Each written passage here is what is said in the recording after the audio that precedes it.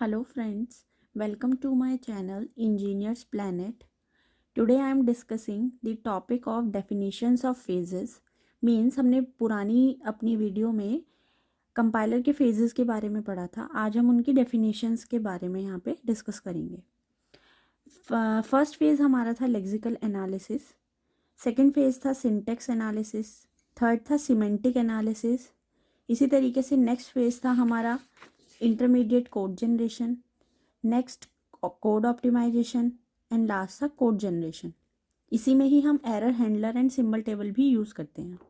तो first definition हम आज पढ़ेंगे लेक्सिकल एनालिसिस की. लेक्सिकल एनालिसिस को हम स्कैनर भी बोलते हैं. Means lexical analysis is also known as scanner. Scanner क्या काम करता है हमारा? कोई भी सोर्स प्रोग्राम होगा उसके हर एक स्टेटमेंट को कैरेक्टर बाय कैरेक्टर रीड करेगा. तो लेक्सिकल एनालिसिस का क्या काम है? It reads the source programme one character at a time and arrange the source programme into A sequence of automatic units called token.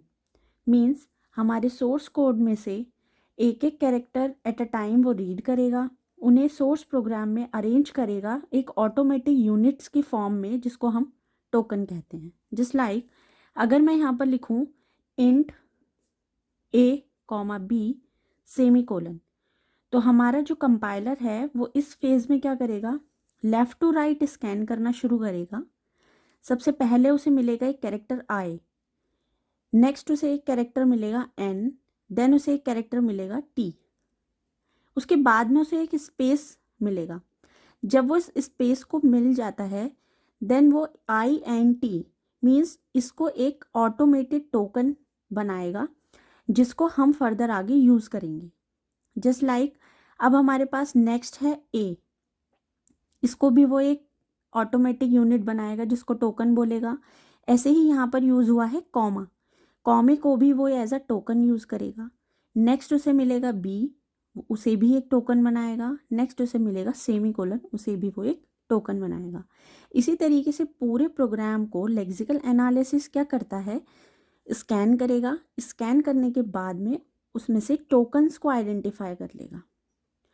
अब ये tokens as a input syntax analysis acquire करेगा. Syntax analysis इन tokens का क्या करता है? सबसे पहले तो सिंटेक्स एनालिसिस हमारा सेकंड फेज़ है जो हम जानते हैं. हमारा सिंटेक्स एनालिसिस पार्सिंग भी कहा जाता है.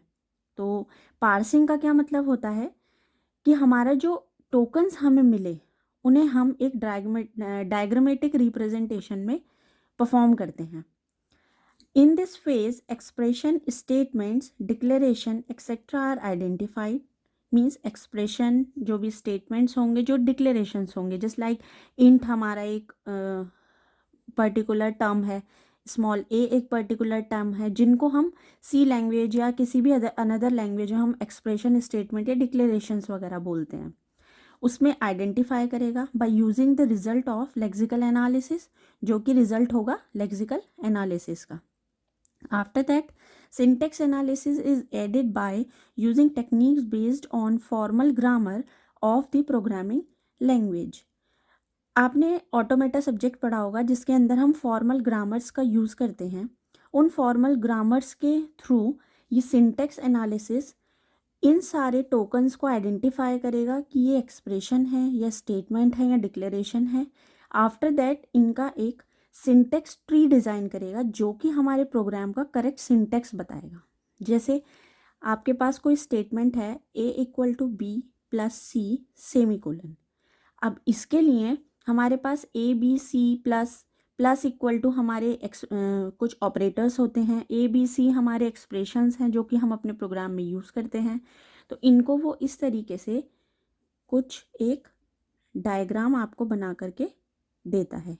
अब उसने ये डायग्राम कैसे बनाया कि पहले उसे एक टोकन ए मिला इक्वल टू, ऑपरेटर्स हमेशा पार्स ट्री की नोड पर होते हैं, जो ऑपरेंड्स होते हैं वो लीव्स पर होते हैं. तो जैसे ही एक सेमी कोलन मिल जाएगा वो वहाँ पर अपने पार्स ट्री को एंड कर देगा. एंड इस एक्सप्रेशन का जो रिजल्ट होगा वो भी इस पार्स ट्री के थ्रू करेक्ट आना चाहिए. ये कहाँ पर चेक होता है? ये हमारा चेक होता है नेक्स्ट स्टेप सिमेंटिक एनालिसिस में. मीन्स जो भी आउटपुट आएगा, जो भी एक्सप्रेशंस हैं उनकी क्या कैरेक्टर है, वेर केयर है, इंटीजर है, सारे डेटा टाइप्स वगैरह जो भी चेक होते हैं वो सिमेंटिक एनालिसिस में चेक होते हैं।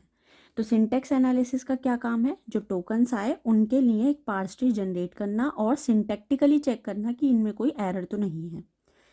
जैसे हम कभी कभी इक्वल टू की जगह प्लस साइन लग गया, माइनस लग गया, तो उसका कोई एक मीनिंगफुल आंसर नहीं निकल पाएगा, इसलिए वहाँ पर हमें सिंटेक्स एरर आ जाती है। या हम अपना सेमी कोलन लगाना भूल जाते हैं कभी प्रोग्राम में, तो हमें वो सिंटेक्स एरर देता है।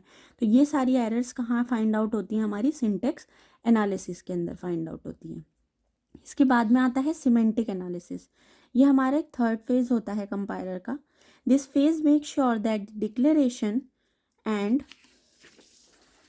Statement of program are semantically correct. Means जो मीनिंग है, जैसे हम बात कर रहे थे a equal to B plus C semicolon की, मान लीजिए इसकी कोई वैल्यू 2 पास की, इसकी वैल्यू 3 पास की, तो देन हमें आउटपुट 5 मिलना चाहिए। तो हमारा जो ट्री बन के आ रहा है वो ट्री भी हमारा करेक्ट आंसर दे। मतलब यहाँ पर 2 है, यहाँ 3 है, तो इनके दोनों का एडिशन होगा 5, वो a इक्वल टू 5 हो जाएगा। तो हमारी करेक्ट वैल्यू आनी चाहिए। अब जैसे हमने मान लीजिए बी का जो हमारा डेटा टाइप है, हमने वो कैरेक्टर ले लिया, सी का डेटा टाइप हमने इंटीजर ले लिया, तो वो कोई भी मीनिंगफुल हमें आंसर प्रोवाइड नहीं करेगा, तो वहाँ पर हमें सिमेंटिक एरर्स देते हैं। तो इसीलिए हमारा जो भी एक्सप्रेशन स्टेटमेंट्स हमारे प्रोग्राम में यूज़ होंगे वो सिमेंटिकली करेक्ट हैं या नहीं है, ये हमें सिमेंटिक एनालिसिस बताता है। Semantic analysis where compiler make sure that each operator has matching operands. ये सारे ऑपरेटर्स के मैचिंग ऑपरेंड्स यहाँ पर यूज़ होने चाहिए। ये सारा काम सिमेंटिक का है। सिमेंटिक इस तरीके का एक पार्स ट्री हमारे इंटरमीडिएट कोड जनरेशन को देता है। अब इंटरमीडिएट कोड जनरेशन क्या है, बेसिकली हमने दो अभी वो पढ़े थे फेजेस, एनालिसिस फेज और सिंथेसिस फेज। इन दोनों के बीच का ब्रिज का जो काम करता है वो कौन काम करता है, इंटरमीडिएट कोड जनरेशन यहाँ पे ब्रिज का काम करता है। ये इंटरमीडिएट कोड जनरेशन क्या देता है, हमें एक ऑप्टिमाइज्ड कोड देता है जिसके थ्रू हम आगे फर्दर स्टेप्स परफॉर्म कर सकते हैं। जैसे कि वहाँ पर बहुत सारे ऑपरेटर्स यूज़ होते हैं, उन्हें हम अभी आगे फर्दर पढ़ेंगे, क्योंकि अभी अगर हम वो चीज़ें डिस्कस करेंगे तो ये कंफ्यूजिंग हो जाएगा। इसलिए इंटरमीडिएट कोड में अभी हमें बस इतना याद रखना है कि हमें एक इंटरमीडिएट कोड मिलता है जिसको हम आगे परफॉर्म करते हैं। अब आता है कोड ऑप्टिमाइजेशन। जो यहाँ से हमें कोड मिलेगा, कोड ऑप्टिमाइजेशन उस कोड को और स्मॉल बनाने की कोशिश करेगा, बट उससे क्या है, हमारे प्रोग्राम के आउटपुट पे कोई भी डिफरेंस नहीं आना चाहिए। मतलब परफॉर्मेंस को इन्हांस करने के लिए अपने कोड को ऑप्टिमाइज़ किया जाता है, बट उससे उसका मीनिंग चेंज नहीं होना चाहिए। तो ये जो हमारा फेज़ है ये ऑप्शनल होता है, कभी हम परफॉर्म करते हैं, कहीं पे इसकी रिक्वायरमेंट होती है, कहीं नहीं होती, तो ये ऑप्शनल फेज़ होता है। तो कभी कभी आपसे वाइवा में क्वेश्चंस पूछा जाता है कि कंपाइलर का कौन सा फेज़ ऑप्शनल होता है, तो code optimisation is a optional phase of compiler. After that code generation. Code generation क्या है कि ये हमारा लास्ट फेज़ है। A number of optimisation to reduce the length of machine language program are carried out during this phase. जो भी optimise code हमें मिलेगा, अब वो इंटरमीडिएट के बाद मिला हो या कोड ऑप्टिमाइजेशन के बाद मिला हो, उसको हम मशीन लैंग्वेज प्रोग्राम में कन्वर्ट करने की कोशिश करते हैं ताकि हमारे कंपाइलर को वो समझ में आ जाए। The output of the code generation is the machine language programme of the specified computer. यहाँ पर मशीन लैंग्वेज प्रोग्राम बनता है जिसको हम असेंबली लैंग्वेज का प्रोग्राम कहते हैं। वो हमारी मशीन अंडरस्टैंड कर लेती है, क्योंकि हमारा डेटा जो है वो फिर असेंबलर के पास जाता है, जो कि 0-1 की फॉर्म में आगे चेंज हो जाता है।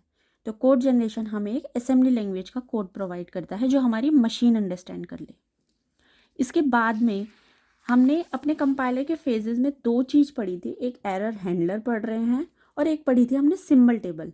सिंबल टेबल या टेबल मैनेजमेंट बात एक ही होती है।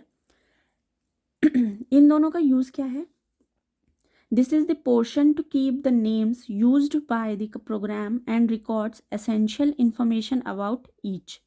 The data structure used to record this information called a symbol table. Symbol table हमारी एक टेबल होती है जो कि कंपाइलर के सारे फेजेस की इंफॉर्मेशन को स्टोर करती है। इस सिंबल टेबल में हमारे टोकन्स हो गए, पार्शरी की कोई भी इंफॉर्मेशन हो गई या कोई एरर आई, सारी की सारी डिटेल हमारी सिंबल टेबल में स्टोर हो जाती है। इसके लिए हम बहुत सारे डेटा स्ट्रक्चर्स पढ़ेंगे जो कि हम आगे पढ़ेंगे अभी। एरर हैंडलर क्या है? It is invoked when a flaw error in the source program is detected. कोई एरर अगर डिटेक्ट होती है तो वो एरर हैंडलर इन्वोक करता है। The error message should allow the programmer to determine exactly where the error has occurred. Error handler हमें particular line number भी प्रोवाइड करता है कि इस लाइन पे हमारी ये वाली एरर एग्जिस्ट कर रही है, ताकि हम उसको आसानी से फाइंड आउट कर लेते हैं। एरर्स में अकर इन ऑल और the phases of the compiler. ये एरर या तो सारे फेजेस में भी आ सकती हैं या किसी पर्टिकुलर एक फेज में आई, बट क्या होता है कि अगर आपके फर्स्ट फेज में ही एरर आ गई तो आपके आगे के फेजेस चेक नहीं होते हैं। तो इसीलिए एरर हैंडलर का मेन काम क्या है? एरर्स को देना, पर्टिकुलर लाइन नंबर देना, और अगर किसी फर्स्ट सेकंड थर्ड फेज में एरर आ गई है तो वो आगे फर्दर प्रोग्राम को कंपाइल करने के लिए नहीं देगा। तो आज के वीडियो में बस इतना ही। अगर आपको वीडियो पसंद आई है तो प्लीज़ लाइक कीजिएगा। अगर चैनल को सब्सक्राइब नहीं किया है तो इसे सब्सक्राइब कीजिएगा, शेयर कीजिएगा, एंड अगर आप लोगों के कोई कमेंट हैं तो प्लीज़ कमेंट बॉक्स में अपने कमेंट छोड़िएगा। Thank you.